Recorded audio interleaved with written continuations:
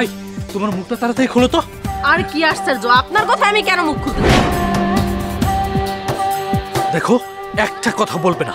কেউ যদি এসে তোমাকে বলে তোমার মুখের ভিতর কি আছে, কিচ্ছু বলতে পারবে না। যদি বলো তাহলে কিন্তু তোমার শাস্তি আছে বলে দিলাম।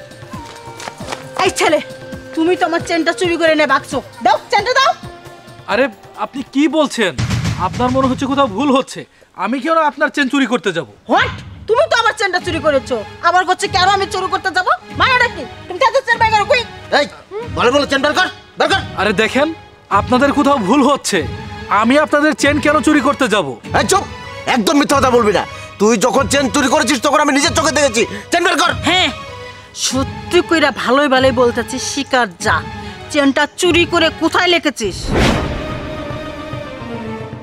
হ্যাঁ, ভালো কথা। তোর সাথে এই মেয়েটাকে, আর ওই মেয়েটার গাল দুটো ফোলা কেন? আরে এই মেয়েটা, আপনারা কি মেয়ে কেন বলছেন? ও আমার স্ত্রী। আসলে ওর দাঁতের একটু প্রবলেম ছিল, তাই ট্রিটমেন্টের জন্য ডক্টরের কাছে নিয়ে গেছিলাম। আজকে ওর দাঁতের সার্জারি হয়েছে, তো সেজন্য ওর গালটা ফুলে আছে।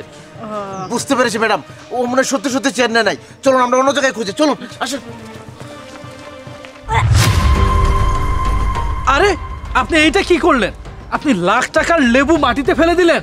আরে পাগল হয়ে গেছেন নাকি আপনি? এক পিস লেবুর দাম কি করে লাখ টাকা হতে পারে?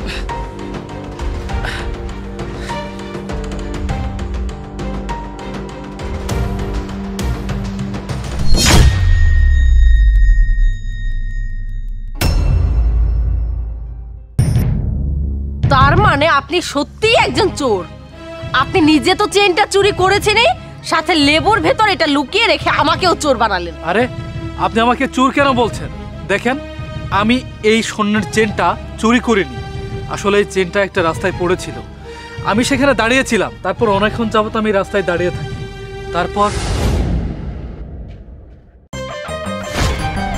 আরে এটা তো দেখছি একটা স্বর্ণের চেন। কি ব্যাপার? এটা কে এখানে ফেলে গেল?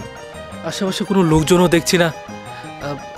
আচ্ছা ঠিক আছে, আমি কিছুক্ষণ অপেক্ষা করি। যদি এই চেনটা কারো হয় তাহলে তো অবশ্যই সে এদিকে আসবে। যদি সে আসে তাহলে তো নিয়েই গেল।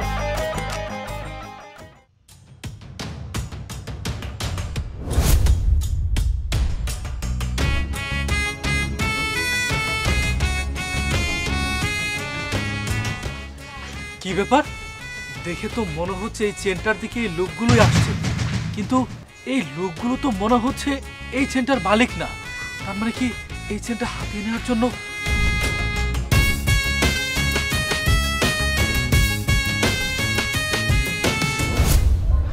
এবার বলেন ম্যাডাম, আমি কি চেনটা নিয়ে ভুল করেছি? না না, আসলে আমি বুঝতে পারিনি যে এই চেনের পেছনে এত বড় একটা রহস্য আছে। ম্যাডাম, আমার একটা বন্ধু আছে, ওর মা খুবই অসুস্থ। খুব তাড়াতাড়ি যদি অপারেশন না করাতে পারে তাহলে ওর মাটা মারা যাবে। আমারও তো মা নেই, আমি একজনের মাকে এভাবে সামনে মরতে দেখতে পারি না। তাই আমি ভাবছিলাম, যেহেতু এই চেনটার মালিককে পেলামই না, আমি এই চেনটা আমার বন্ধুকে দিয়ে দিব, যাতে করে ওর মায়ের অপারেশনটা হয়ে যায় আর ওর মাটা বেঁচে যায়। বুঝতে পেরেছি, আপনি যে এইভাবে মানুষের পাশে দাঁড়ান সেটা আপনাকে না দেখলে বুঝতেই পারতাম না। আপনি তাড়াতাড়ি যান, গিয়ে আপনার বন্ধুকে এই চেনটা দিয়ে বলুন তার মার চিকিৎসা করতে। আর হ্যাঁ, আমিও বিকেলে আসবো হসপিটালে দেখতে। আপনাকে অনেক ধন্যবাদ। বাহ, আমাদের চারপাশে যে এখনো কিছু কিছু মানবতার ফেরিওয়ালা আছে, না দেখলে বোঝাই যায় না। আল্লাহ তাদের ভালো করুক, যারা মানুষের বিপদে পাশে দাঁড়ায়।